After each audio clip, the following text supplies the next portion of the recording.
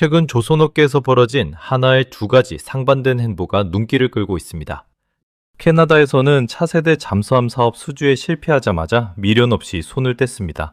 캐나다 정부가 차세대 잠수함 사업 우선 협상 대상자로 독일 TKMS를 선택하자 하나오션은 온타리오주 조선업체와 현지 대학과 함께 추진하던 조선기술훈련센터 설립 계획에서 철수한다고 밝혔습니다.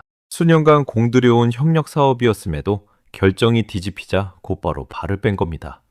캐나다 현지 매체가 철수 의향을 재차 물었지만 하나 측은 해당 계획이 잠수함 사업 선정을 전제로 한 것이었다며 모든 것이 중단된다는 짧은 답변만 남기고 추가 인터뷰 요청조차 거절했습니다. 그야말로 칼 같은 손절이었습니다. 미련이나 아쉬움을 드러내는 대신 철저하게 사업적 판단만으로 다음 걸음을 정한 모습이었습니다. 그동안 쌓아온 현지 네트워크나 이미지 관리보다 실리를 정확히 계산하는 냉정함이 앞섰던 셈입니다. 그런데 같은 시기 태평양 건너 미국에서는 정반대의 그림이 펼쳐지고 있습니다. 하나는 미국 해군함정의 정비 사업에 오히려 힘을 쏟아붓고 있습니다. 여기서 등장하는 숫자가 바로 70조 원입니다. 언뜻 보면 캐나다에서 놓친 잠수함 사업 규모와 헷갈리기 쉬운 숫자인데 사실 이 70조 원은 전혀 다른 곳에서 나온 금액입니다. 세계 최대 시장이라 불리는 미국 국방 예산의 한 자락이 이제 대한민국 조선업에 손끝에 닿기 시작했다는 신호이기도 합니다. 한쪽에서는 미련 없이 손을 털고 다른 한쪽에서는 있는 힘껏 몰입하는 이 상반된 그림. 세계 최고 수준의 조선 기술력을 가진 대한민국 기업이 왜 이렇게 극명하게 다른 선택을 내렸는지 그 안에는 냉철한 계산이 숨어 있습니다. 도대체 이 70조 원의 정체는 무엇이고 하나는 왜 캐나다는 버리고 미국은 끌어안았을까요? 지금부터 그 속사정을 하나씩 파헤쳐 보겠습니다. 먼저 많은 분들이 헷갈리는 숫자부터 정리하고 넘어가겠습니다. 한화가 캐나다에서 놓친 잠수함 사업, 이른바 CPSP는 애초에 규모가 어느 정도였을까요? 디젤 전기 추진 잠수함 12척을 도입하는 이 프로젝트는 건조 계약만 20조 원, 향후 유지 보수 정비까지 포함하면 총 사업 규모가 최대 60조 원에 달하는 것으로 평가됐습니다. 결코 작은 사업이 아니었습니다. 대한민국 조선업 입장에서도 놓치기 아까운 초대형 프로젝트였던 셈입니다. 하지만 결국 이 사업은 독일에 넘어갔고 한화는 손해를 감수한 채 발을 뺐습니다. 세계 각국이 눈독을 들이던 사업이었던 만큼 이 패배는 분명 뼈아픈 결과였을 겁니다. 그렇다면 70조 원은 어디서 나온 숫자일까요? 이 숫자는 캐나다와는 아무 상관이 없습니다. 미 해군과 해변대의 2026 해계연도 예산 요청액은 총 2,922억 달러, 우리 돈으로 약 431조 원에 달하는데 이 가운데 함정 건조 예산이 474억 달러, 약 70조 원이고 함정 유지 보수 예산은 별도로 162억 달러, 약 23조 원에 이릅니다. 즉 70조 원은 미국이 매년 자국 함정을 새로 짓는 데만 쏟아붓는 예산이었던 것입니다. 세계에서 가장 강력한 해군력을 유지하기 위해 미국이 한 해에만 쏟아붓는 이 천문학적인 규모의 예산은 그 자체로 전 세계 조선업계가 눈여겨볼 수밖에 없는 시장입니다. 건조 예산과 유지보수 예산을 합치면 100조 원에 육박하는 규모로 이는 대한민국 국방 예산 전체와 견줘도 뒤지지 않는 수준입니다. 캐나다에서 놓친 60조 원짜리 물고기를 아쉬워할 틈도 없이 미국이라는 훨씬 더 큰 바다가 눈앞에 펼쳐져 있었던 셈입니다.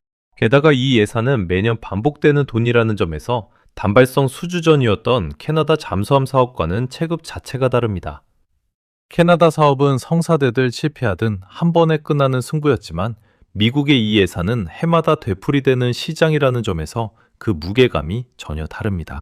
한 번의 수주전에서 이기고 지는 것보다 매년 반복되는 거대한 시장에 안정적으로 자리 잡는 것이 장기적으로 훨씬 더 큰 가치를 지니는 셈입니다. 즉, 한화가 왜 캐나다를 미련 없이 접었는지 이 숫자 하나만 봐도 어느 정도 짐작이 가능해집니다. 60조 원짜리 단발성 승부에 매달리기보다 매년 70조 원씩 반복되는 시장에 자원을 집중하는 편이 훨씬 합리적인 선택이었을 겁니다. 세계 최대 국방 예산을 가진 나라의 함정 시장이 대한민국 조선업 앞에 열리고 있다는 사실 자체가 이 숫자가 가는 진짜 무게라고 할 수 있습니다. 세계 최강대국이 매년 쏟아붓는 이 거대한 예산의 일부라도 가져올 수 있다면 대한민국 조선업의 위상은 지금과는 완전히 다른 차원으로 도약할 수 있을 것입니다. 캐나다에서의 손절은 결국 더 크고 확실한 기회를 향한 냉정한 계산이었던 셈입니다. 그런데 이 거대한 미국 시장에 한국 조선사가 마음대로 들어갈 수 있는 것은 아닙니다. 여기에는 미국만의 독특한 법적 장벽이 존재합니다.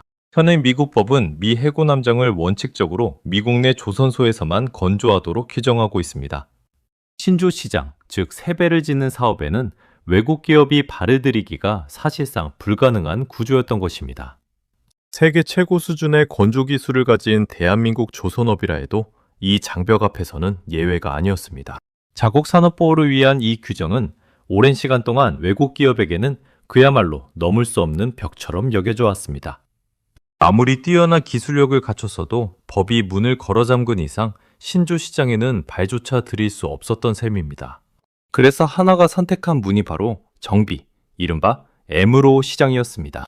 하나오션은 2024년 8월 국내 조선소 최초로 미해군 군수지원함 정비 사업을 수주하며 연간 20조 원 규모의 미해군 MRO 시장에 진출했습니다. 신주 시장의 문이 굳게 닫혀 있었던 만큼 정비라는 우회로를 통해 미국 시장에 첫 발을 내디딘 셈입니다. 정면 돌파가 어렵다면 견문을 찾아내는 것도 세계 시장에서 살아남는 하나의 전략이라는 걸 보여준 사례입니다. 이후 속도는 눈에 띄게 빨라졌습니다.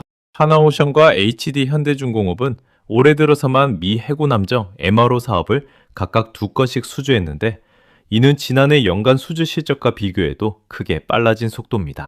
대한민국 조선사 2곳이 나란히 미국 시장에서 성과를 쌓아가고 있다는 사실은 이 흐름이 결코 우연이 아니라는 것을 보여줍니다. 경쟁 관계에 있는 두 기업이 동시에 성과를 내고 있다는 건 그만큼 대한민국 조선업 전반의 경쟁력이 미국 시장에서도 통하고 있다는 방증이기도 합니다. 국내에서는 경쟁자였던 두 기업이 세계 최대 시장에서는 나란히 대한민국의 저력을 증명하는 동반자가 되고 있는 셈입니다. 흥미로운 대목은 정비 사업의 계약 방식입니다. 하나오션은 정비 과정에서 초기 계약 당시 파악하지 못했던 새로운 정비 소요를 추가로 발견해 기존 계약보다 매출이 대폭 늘어난 수정 계약을 다시 맺고 계약 기간까지 연장시켰습니다. 단순히 배 한 척을 고쳐주고 끝나는 것이 아니라 정비를 하면 할수록 계약 규모 자체가 눈덩이처럼 불어나는 구조였던 것입니다. 처음에는 좁은 문으로 시작했지만 안으로 들어간 뒤에는 오히려 문이 스스로 넓어지는 셈입니다. 정비 실력을 현장에서 직접 증명해 보이는 것이 결국 가장 확실한 신뢰 확보 방법이었던 셈입니다. 여기서 한 가지 짚고 넘어가야 할 부분이 있습니다. 미국 MRO 시장이 아무리 크다 해도 한국 조선사가 이 물량을 통째로 가져갈 수 있는 것은 아니라는 점입니다. 왜냐하면 미국 법규상 외국 조선소에서 이루어질 수 있는 함정 정비와 수리의 범위는 제한적이기 때문입니다. 세계 최대 시장이라 해도 아무런 제약 없이 문이 활짝 열려 있는 건 아니라는 뜻입니다. 그래서 실제로 한국 기업들이 손댈 수 있는 물량은 특정 지역에 쏠려 있습니다.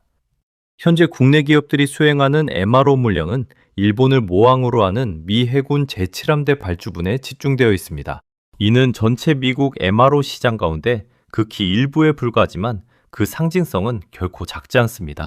쉽게 말해 태평양을 오가는 미군 함정이 일본에 정박했다가 정비가 필요할 때 지리적으로 가까운 한국 부산과 진해로 넘어오는 구조입니다. 하나오션은 부산과 진해에서 지역 정비 업체들과 협력해 작업을 진행하고 있으며 지난해 구축한 함정 MRO 클러스터 협의체를 기반으로 수주 경쟁력을 강화하고 있습니다. 단순히 한 기업이 홀로 뛰는 것이 아니라 지역 내 여러 업체가 함께 협력하는 생태계를 만들어가고 있는 셈입니다. 대기업 한 곳의 성과에 그치지 않고 지역 산업 생태계 전체가 함께 성장할 수 있는 구조를 만들어가고 있다는 점에서도 의미가 큽니다. 즉, 미국 본토에 있는 함정은 여전히 미국 조선소가 정비하고 태평양 건너 아시아권에 배치된 함정만 한국이 정비하는 지리적 불균형이 뚜렷하게 존재하는 것입니다. 하지만 역설적으로 이 불균형이야말로 한국에게는 기회입니다. 미국이 도저히 손댈 수 없는 거리의 공백을 지리적으로 가장 유리한 위치에 있는 한국이 정확히 파고들고 있기 때문입니다. 미국 본토에서 태평양 건너 아시아까지 함정을 보내 정비하는 것보다 가까운 부산과 진해에서 신속하게 처리하는 편이 시간과 비용 면에서 훨씬 효율적입니다. 지리적 위치라는 누구도 흉내낼 수 없는 대한민국만의 무기가 이번 흐름의 숨은 배경으로 작용하고 있는 셈입니다. 세계 지도를 놓고 보면 대한민국이 서 있는 이 위치 자체가 이미 하나의 강력한 경쟁력이었던 것입니다. 그렇다면 하나는 왜 캐나다에서는 이렇게까지 냉정했을까요? 사실 한화가 캐나다에 걸었던 판도는 결코 작지 않았습니다. 한화는 캐나다 현지 철강업체 투자와 일자리 창출, 첨단 기술 및 훈련센터 협력 등 대규모 공급망 구축을 제안하며 수주전에 임했지만 결국 고배를 마셨습니다.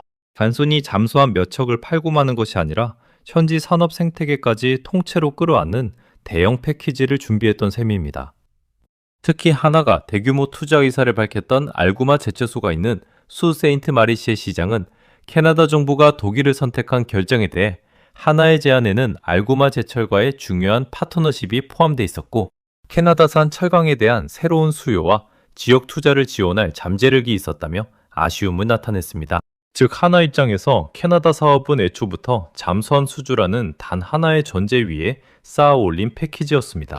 그 전제가 무너지자 투자와 일자리, 훈련센터까지 모든 것이 함께 무너질 수밖에 없는 구조였던 것입니다. 모크 칼리지 총장은 이 협력 사업이 가동됐다면 용접, 전기, 기계 설비, 해양 기계 등 다양한 분야에서 1000명 안팎의 학생들이 혜택을 받을 것이라며 아쉬움을 내비쳤지만 이미 기울어진 판을 되돌릴 수는 없었습니다. 지역사회가 느낀 아쉬움이 클수록 역설적으로 이 사업이 애초에 얼마나 매력적인 제안이었는지도 함께 드러나는 셈입니다. 냉정하게 말해 이것은 감정적인 손절이 아니라 애초에 조건부로 설계된 사업이 조건을 잃으며 자연스럽게 소멸한 것에 가까웠습니다. 세계 시장에서 살아남으려면 성사되지 않은 사업에 미련을 두기보다 다음 기회로 빠르게 넘어가는 판단력이 필요합니다. 한화의 이번 선택은 바로 이 냉정한 판단력을 그대로 보여준 사례라고 할 수 있습니다. 아무리 매력적인 패키지였다 해도 전제 조건이 사라진 이상 그 위에 쌓아올린 계획을 붙들고 있는 건 오히려 비합리적인 선택이었을 겁니다. 반면 미국을 대하는 한화의 태도는 완전히 달랐습니다. 첫째, 사업 구조 자체가 달랐습니다. 캐나다는 잠수함 수주라는 단일 승부에 모든 것을 걸어야 했지만 미국 MRO 시장은 개별 함정 단위로 계약이 쌓이는 구조라 한 번의 실패가 전체 사업을 무너뜨리지 않습니다. 단발성 승부와 반복적인 시장, 이 구조적 차이 하나만으로도 왜 한화가 서로 다른 태도를 보였는지 짐작할 수 있습니다. 둘째, 시장 진입의 관점도 달랐습니다. 하나오션은 미국 함정 MRO를 넘어 신조 시장 진출까지 앞당기기 위해 미국 해군 함정 설계 표준을 정립해온 방산기업과 손잡고 협력을 구축하고 있습니다. 정비 실적을 발판 삼아 미국 조선산업 안으로 서서히 들어가는 전략인 셈입니다. 단순히 정비 계약 하나에 만족하지 않고 그 너머에 더 큰 시장까지 내다보고 있다는 뜻입니다. 셋째는 미래 비전입니다. 트럼프 대통령이 한화는 좋은 회사라며 미 해군 차세대 호위함 건조 협력 파트너로 직접 거명했고 실제로 하나방산 미국법인과 삼성중공업은 미 해군 차세대 군수지원함 개념 설계 계약을 수주하며 한국 기업 최초로 미 해군 군함 신조 사업에 발을 들였습니다. 세계 최강대국의 정상이 직접 한국 기업의 이름을 언급했다는 사실 자체가 대한민국 조선업의 위상이 어디까지 올라섰는지를 보여주는 상징적인 장면이었습니다. 정비에서 시작해 설계, 그리고 언젠가는 건조까지. 한화가 그리는 그림은 단순한 하청이 아니라 미국 해군 산업의 파트너로 자리 잡는 것입니다. 외국 캐나다에서의 신속한 철수와 미국에서의 집요한 확장은 서로 다른 선택이 아니라 확실한 성장 가능성이 있는 곳에만 집중하겠다는 한화의 일관된 전략이었습니다. 대한민국 조선업의 다음 무대가 어디를 향하고 있는지 이번 사례가 분명하게 보여주고 있습니다. 세계 최고 수준의 기술력을 갖춘 대한민국 조선업이 이제는 정비를 넘어 세계 최대 시장의 심장부까지 파고들고 있는 것입니다. 오늘 영상이 도움이 되셨다면 구독과 좋아요로 힘을 보태주시고 다음 이야기도 놓치지 않고 함께 해주시길 바랍니다. 오늘의 이야기는 여기서 마치겠습니다. 감사합니다.